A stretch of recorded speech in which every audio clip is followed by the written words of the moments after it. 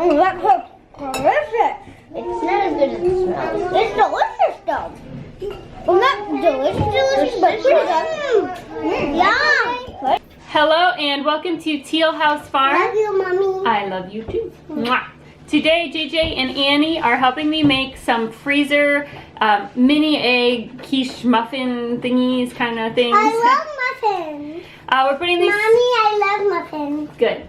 We're putting these together. Stop. Oh, I'm so excited. Because I'm trying to incorporate more vegetables into our daily life.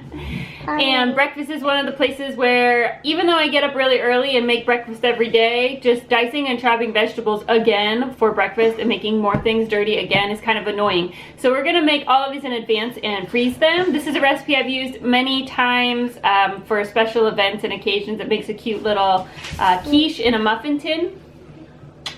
But this is the first time I'm making them in a big batch for us. But I already know that they're delicious and that they freeze well, so we're gonna do it. Mommy. You can make these without a crust. I went ahead and made a lard crust in advance because it has to sit in the freezer for a little bit. So JJ here is gonna roll this out. Yep.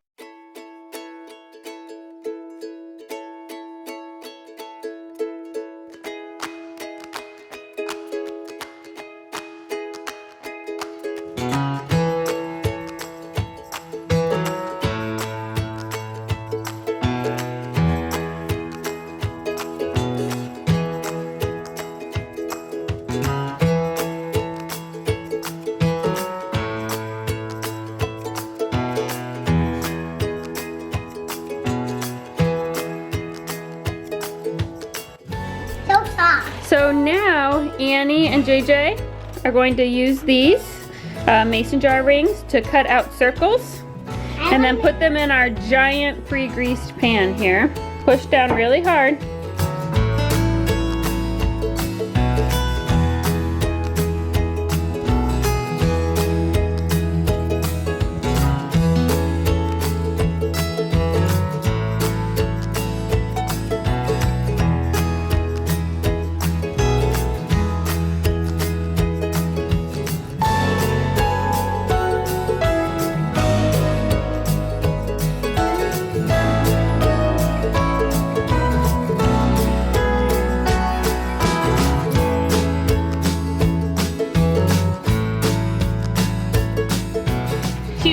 Our filling, kind of the base of the filling, we're going to do. Whoa, do the brown one. 7 eggs. 7 eggs.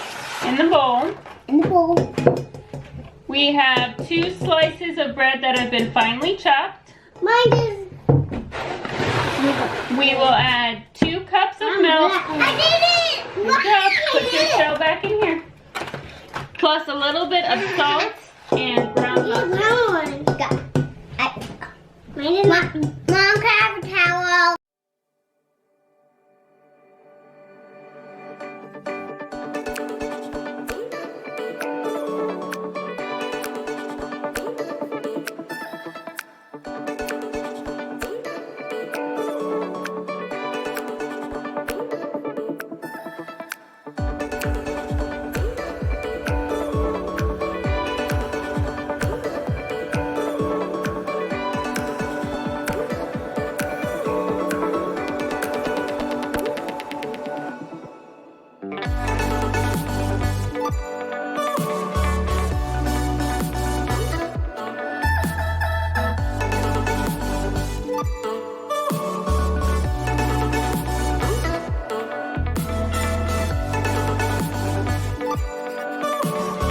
Fill them up maybe that much. I'm never eating. How's this? I don't like. Yes, all of these. Let's mix it up. So we are putting in our vegetable mix-ins first, and then we are going to put the eggs on top of this. Oh, so do those.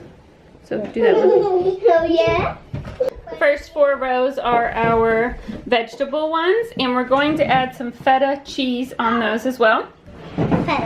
These last 2 rows I'm just going to make Sam's favorites, which is just bacon and cheddar. They are not vegetable at all, but they're really savory and yummy. So we'll make a few of those.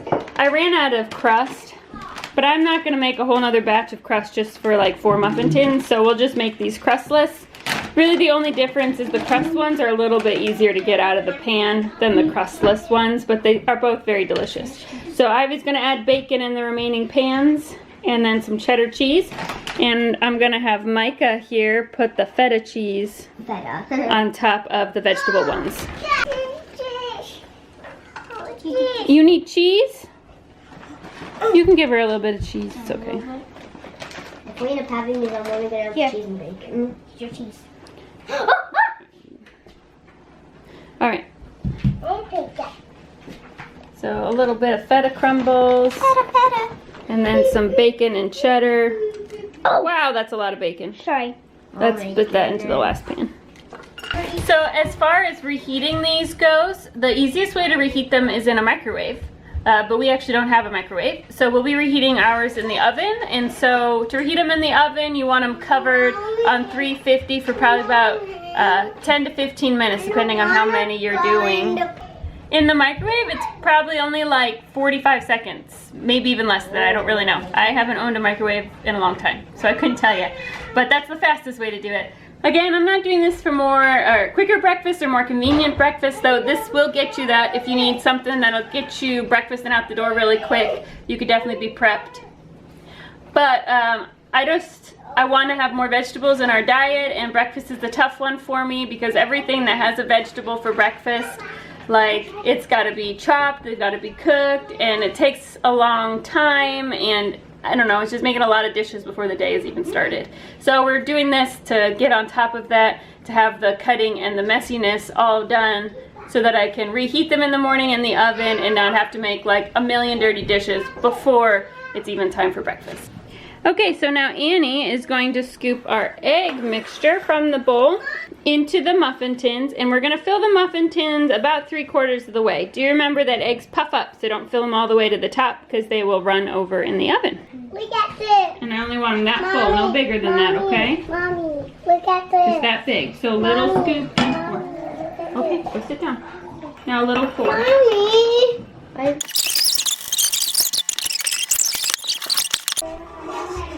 There you go. It's not a lot. Not a lot. Okay, we got the tray filled up and wiped off, so the little girls made quite a mess, but we got it pretty good. Oven is preheating to 400, and we're gonna slide those in and give them a bake until they're good and firm, and a knife comes out clean when stuck in the center. So while those are baking, one of the questions I actually get a lot is why we don't have a microwave. When people find out we don't have a microwave, I usually get asked, one, if I'm crazy because of the number of kids we have, and then two, if it's like, if I'm like a conspiracy theorist, like if I think microwaves emit harmful radiation that like give people cancer. And the answer is no. The reason we don't have a microwave is the same reason we don't have a toaster or a plug into the wall coffee pot. I use a stovetop percolator instead. It's because it takes up real estate on my counter. And in this old farmhouse, not only am I limited on counter space, but I'm also limited on the number of electric plug-ins there are in the kitchen. And so microwave, it just takes up expensive real estate. Plus, when you're feeding a lot of people, heating individual plates up in a microwave takes just as long as putting a pan of leftovers in the oven. So it just doesn't really make sense. And third, microwaves are absolute pain to clean. I mean, if there's something that people can destroy quickly, it's a microwave. And then who always ends up cleaning it up? Mom does. So, no, I don't really miss not having a microwave. The only thing I honestly have missed with not having a microwave is microwave popcorn, because I grew up on that, and I just feel like stovetop popcorn is not as good, which probably is blasphemy, but it's just the way I, taste that I'm used to as a child. So I do miss that, but other than that, it does not bother me at all. I can melt butter on the stove or on our wood stove back here in the winter really fast, heat up leftovers in the oven or on the stove top, keep my coffee warm in I have a good mug that keeps it warm all morning, so I don't really miss it. I don't really need one. I don't really want one. I don't have a place to put one, so it's all good. But if you're making these little egg quiches and you need something to get out of the house really quickly in the morning, a microwave will do that for you instead of having to heat them up in the oven. There. bacon. It looks so delicious. Well, good, because you're going to eat them later. I popped them out so you can kind of see what it looks like. These are all done. Got a crust on the bottom. Golden brown on the sides there. So we're going to pop all of these out, put them on a cookie sheet, and stick them in the freezer. And once they're frozen, we'll put them in individual, we'll stack them in bags, is what I mean to say, so that they don't stick together.